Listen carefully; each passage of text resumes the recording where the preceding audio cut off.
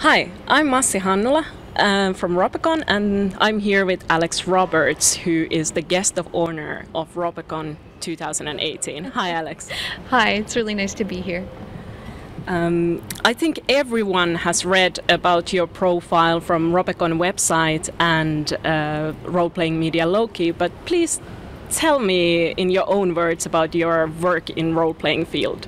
Well, let's see. I started out working for Bully Pulpit Games as their production coordinator. I've also worked for Pelgrane Press along the way. And I also started the podcast Backstory on the One Shot Network, which is an interview podcast with role players of all stripes. And somewhere along the way, I developed my own role-playing game called Starcrossed, the two-player game of Forbidden Love. And that caught on. We just kickstarted it, and now it's a bit of a sensation, I guess, a tiny sensation, somewhat, slightly. So I've been writing in the field and designing in the field. I've done lots of work for other people's role-playing games as well. I worked on SIG, Misspent Youth, Damn the Man, Save the Music, all kinds of games. Dialect that I'm really, really proud to have been a part of. And yeah, hopefully lots more exciting design and writing and admin work in the future.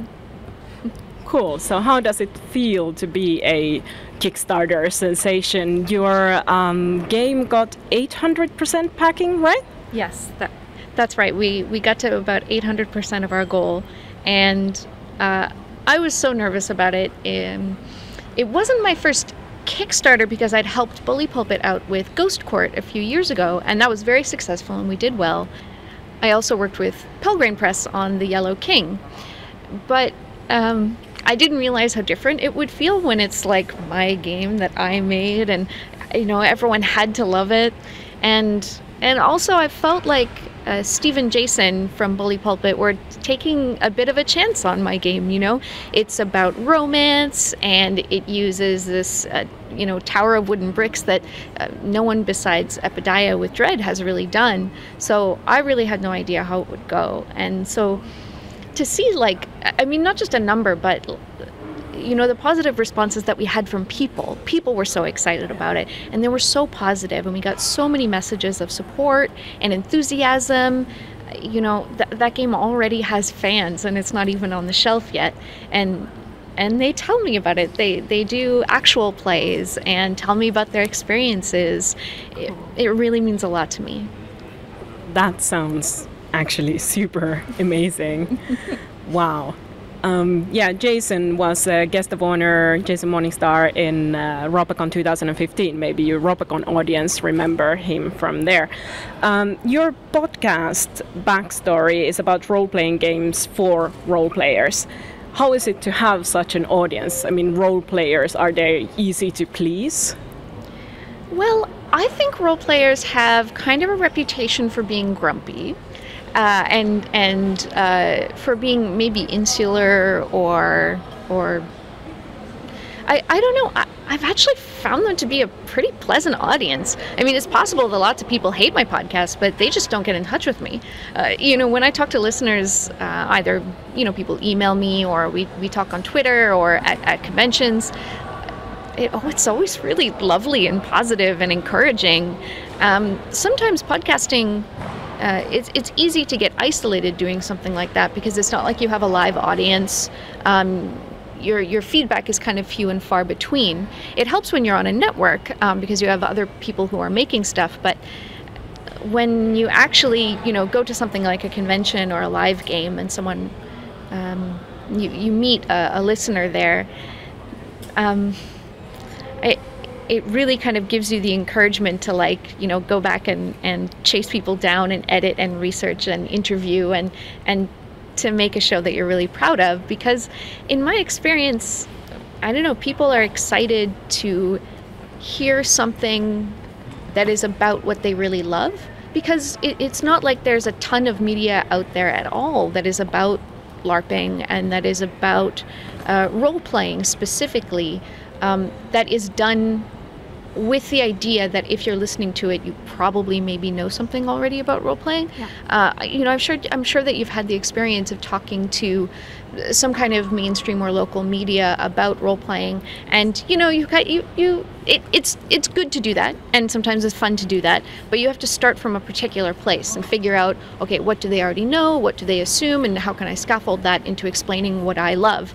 And it's so great to just sit down with someone and get super technical, or get very personal and get with them into what they really love and what they're really passionate about, without having to, draw on external things to kind of just barely get the point across.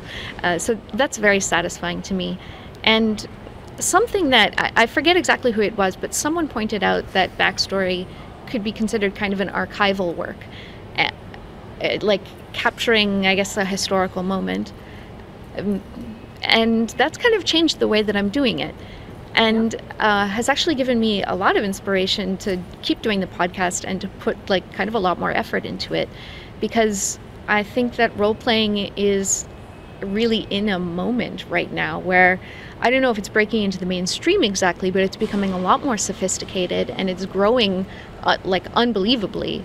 And I don't know, it's such an exciting time to see so many people, different people doing new and different things. And if that time is really captured, before it's just sort of corporately absorbed, I don't know. I like the idea of being a part of that. That is awesome. So you are also a woman making a role-playing podcast. Do you think that your gender has any effect on how is the podcast received? Well, I'm lucky that despite being a woman in games with opinions, I haven't had experiences with harassment, nothing severe, and I'm on Twitter and everything, so I don't know, which that shouldn't be so rare, but it kind of is. But I think it definitely changes the way that an audience perceives the seriousness of what I'm doing, and also the way that an audience expects to be able to interact with me, and the way that people talk about the show. I have to be myself on the show. There's nothing else that I can do, and I don't want to do anything else. And I'm happy however people want to enjoy the show, they should enjoy it that way. But from very early on, I get lots of comments that say "Oh, you have such a pretty voice," or "Alex is such a sweetheart," and it's that's a compliment. But sometimes I wonder if I was a dude doing the same show the exact same way, I wonder if people would talk about the content more. I don't know. Yeah. So I have a question that I think I would like to ask from all Ropecon guest of honors. It is because we Finns, we do like to hear what other people think about us, a lot. When somebody mentions Finns in CNN, it's yay, and flags everywhere, and Finland mentioned. So I would like to hear what you have heard about Finnish role-playing and Finnish role-playing style beforehand. Well, I was advised to just be up for anything. And that's good advice, I think, in pretty much most life situations. But I was specifically advised, okay, you're going to Ropecon, they're going to be extremely friendly, and they're going to be very excited to have you there. And whatever they want to just drag you into last minute, you should totally go for it. So that's what I'm going to do. There is also the sort of general Nordic stereotype that all of your scenario LARPs are incredibly serious and severe and sad, and we will see how that is borne out. Well, I can definitely say that all of them are not. I'm running a situation comedy LARP on Sunday. It's definitely not a serious one. This is your first time in Helsinki, right? Mm-hmm. How do you like it? I love Helsinki. I really, really love it. And it's hard to explain because my family is from Newfoundland in Canada, and the geography is identical. And so a lot of the foods, a lot of the natural foods are the same, but the culture and the history is completely different. And so I don't feel like I've physically traveled here. I feel like I stepped into a slightly different reality where there's like this alternate history Newfoundland, and I'm like going there. So I feel like I'm in a little bit of, yeah, like a fantasy novel or at least an alternate history novel. And it has just the right mix of hominess, you know, where I get to have the same berries and jams, and there you can apparently get moose somewhere around here. But at the same time, I get to experience a really different culture and see different architecture and different art. So it's a really nice balance. Yeah. Cool. You just said that you were advised to be up for everything. So have you tried salmiakki? No. Would you like to? Yeah. Okay, I brought it because I thought that you might want to. Okay, I'm doing it. Oh, man.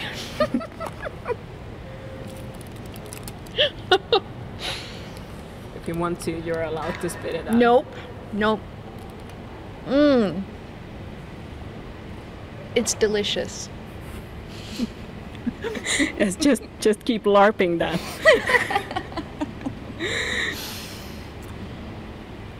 Do you need some water? No. No? Okay, That's great. Let's go to the next and final question I have in my long list of questions for you. What are you expecting from Ropecon? What have you heard? What do you feel that you're going to experience this weekend? Many years ago, before I got into LARPing, and when I had just gotten into like indie role-playing, I found this article online by Vincent Baker that was called the Guide to Finnish Sauna for Shy Americans, and it was specific. It was kind of about the sauna, but really it was about his experience at Ropecon. And I am neither shy nor American, but I read it with great interest. And at the time, the idea of a role-playing convention that was that big and just role-playing, and where you went outside and you went to the sauna and that was a normal part of it, was so fantastical to me that I was like, oh, I wonder if I'd ever get to do something like that in my whole life. Probably not, but you know, what kind of a cool, that's kind of a cool dream, right? And now here I am. And it's really, really surreal, and I'm not exaggerating that at all. I have to keep reminding myself that, like, hey, Alex, you're doing that thing. You're doing it right now. So everybody says that Ropecon is a ton of fun, and everyone's really sweet and just welcoming. And that's been my experience so far, so don't let me down. Well, I'm sure we won't. Also with the sauna part, I'm sure you will get to experience that. Okay, thank you, Alex, very much, and we'll see you at Ropecon. Thanks so much for having me here. It's lovely.